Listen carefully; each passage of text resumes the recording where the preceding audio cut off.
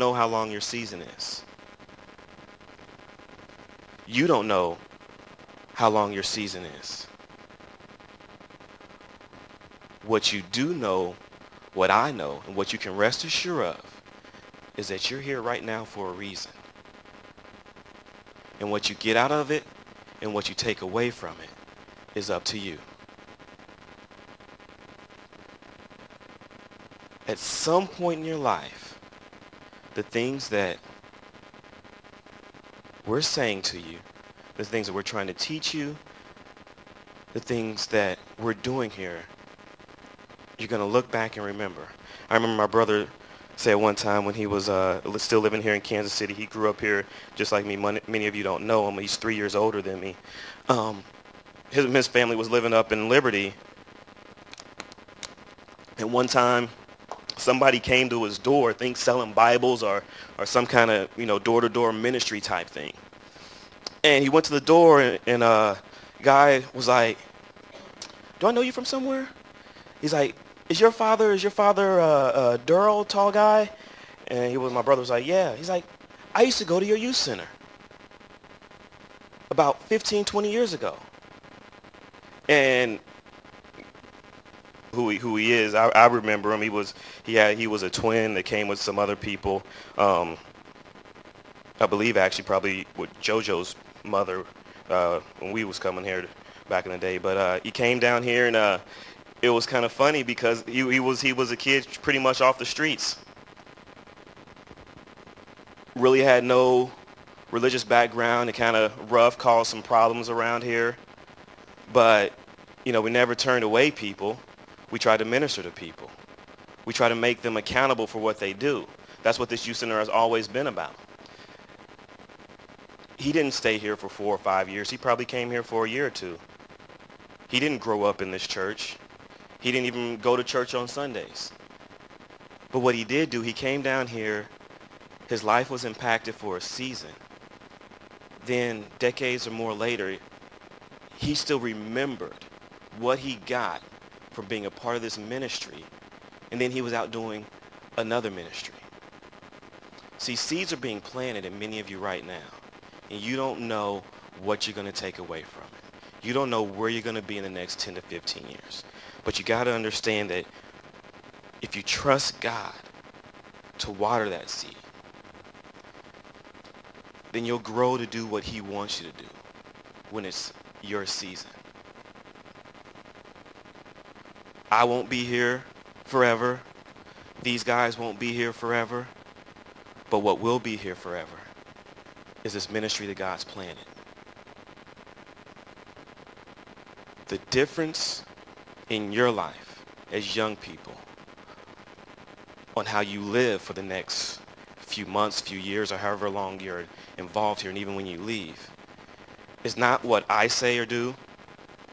It's not how well they lead you into worship.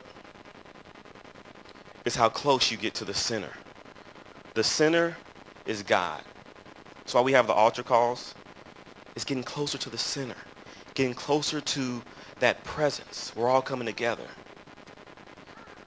Because when you get close to the center, that's when you get touched. And you guys can start playing again. We're going to wrap up. But the thing is, the difference between those who really have struggles with Christianity and their walk, and I've just kind of noticed this in the past year or so, even in my own life. None of us up here are any different than you guys. The same how you guys don't like to pay attention, I don't like to pay attention. Same how many of you find it struggle to read your Bible, I struggle. I can find a million things to do rather than read my Bible.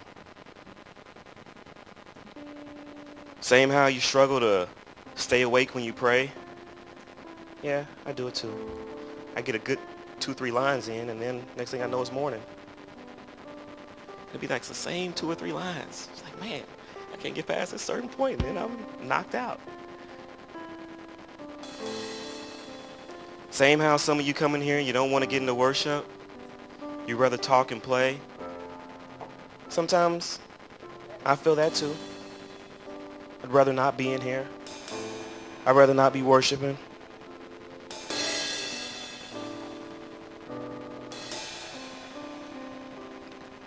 What I found that's kept me from falling off is how close I got to the center. Meaning, instead of spending all my time doing things for myself, I spend my extra time doing things for God.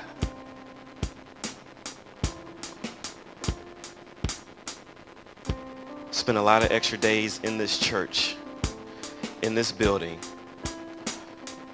again, doing those little things that, again, people will never know. It's not for anybody else. It's because I know that's what God wanted me to do. We could talk forever about what has gone on and or whatever like that, but it's not important. What's important, it's what kept me. Because I started storing my riches in heaven and not on earth. I started not chasing after my personal goals. And I started following, okay, God, you do what you want first. And I can tell you, there were times when, I came back here from a full-time job, making decent money and everything like that, to a part-time job at a church. And let me tell you, church ain't where you make the money at. For over a year, I did that. And I put in a lot of extra hours here. And sometimes I work here all day on days that I wasn't supposed to be here. And I go home and I still have to look at my bills. And I think to myself, I just spent like 12 hours a day working for no money. And I got these bills that I can't pay.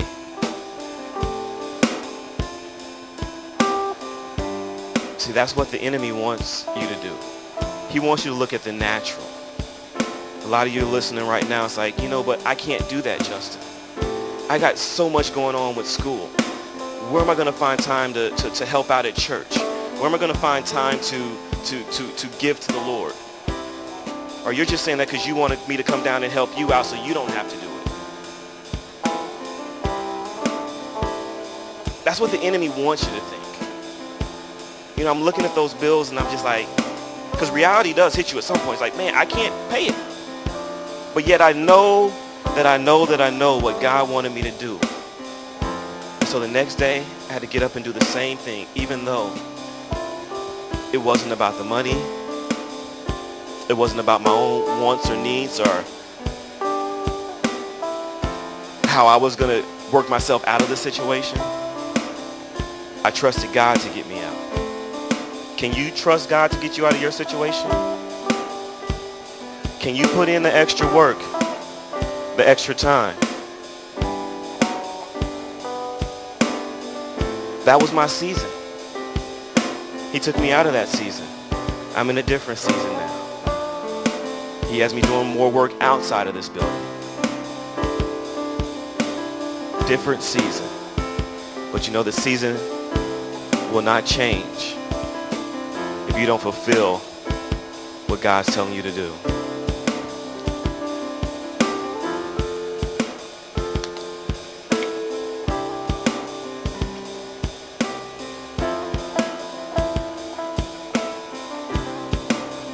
I want them to sing a song in worship. Everybody, please stand up.